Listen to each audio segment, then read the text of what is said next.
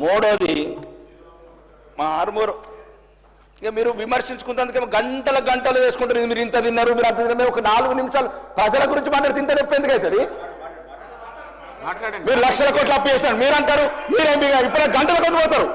నేనేమన్నా అధ్యక్ష చిన్న ఇప్పుడు ఒకటి అధ్యక్ష, నేను గౌరవనీయ ముఖ్యమంత్రి గారు మీ ద్వారా చెప్తాను అధ్యక్ష. నిన్నకు మొన్న ఆంధ్రజ్యోతిలో వచ్చింది, అడుక్కుంటారు ఎందుకు లెటర్లు అంటున్నారు అధ్యక్ష. మీరు వెళ్ళి కలిశారు, ముఖ్యమంత్రి గారు వెళ్ళి లెటర్ రాశారు. మళ్ళీ నేను ఒక సమావేశంలో మన దగ్గర ఎందుకు, మన దగ్గర వైట్ టీడీ ఉంది, ఎందుకు టీడీ లీడర్ అడుక్కోవడం అంటున్నాడు.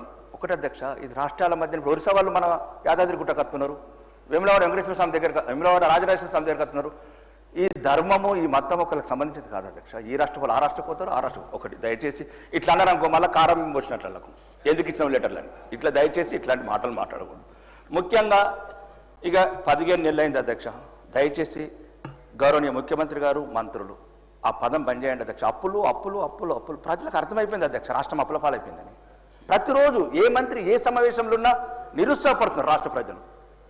చాలా మందికి అర్థమైపోయింది, ఇప్పట్లో కొన్ని రావు. మీరు రోజు చెప్పే అవసరం లేదు ప్రజలకు. ఇప్పుడు ఏదో నారాయణ చైతన్య గారు నెంబర్ వన్ రోజు అదేనా అధ్యక్ష? అయిపోయింది, అందరికి అర్థమైంది 8 లక్షల కోట్ల అప్పు ఉంది.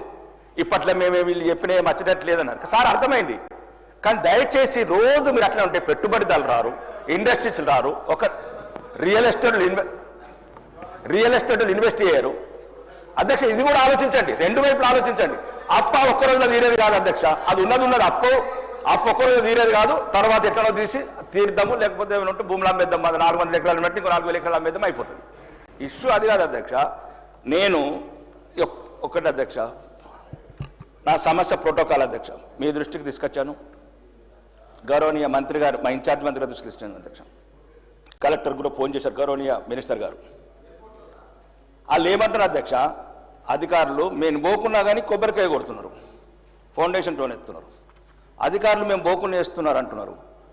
నేను అడిగాను అధికారులను, మీరు పోకుంటే ఎట్లా వేస్తారు అంటే వాళ్ళు ఏమంటారు అధ్యక్ష, 2-3 సార్లు ఓడిపోయిండు పాపం, 2-3 సార్లు ఓడిపోయిండు, ఇంటికి వెళ్ళి ఫోన్ చేస్తున్నారు. ఒక్క నిమిషం అధ్యక్ష, ఇది నా ఐడెంటిటీకి సంబంధించింది అధ్యక్ష. నా ప్రజల నా కోటేసి గెలిపించారు అధ్యక్ష.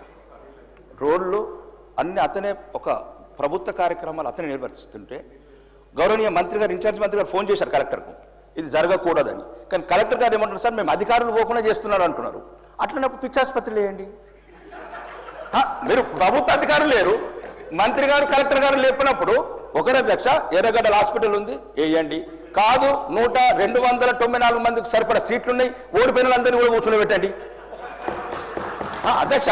నేనేం చెప్తున్నాను, ఇప్పుడు గౌరవనీయ మంత్రి గారు చెప్తున్నారు, ఒక నిమిషం ఆగండి అన్న శంకర్ అన్న, నేనేమంటున్నా అందరి గురించి చెప్తాను అధ్యక్ష. ఇది ఒకటి ముఖ్యంగా నా ఆర్మూర్కి అధ్యక్ష, ఉత్తర తెలంగాణలో ఒకటే స్పెషల్ ఎకనామిక్ జోన్ ఉన్నది అధ్యక్ష.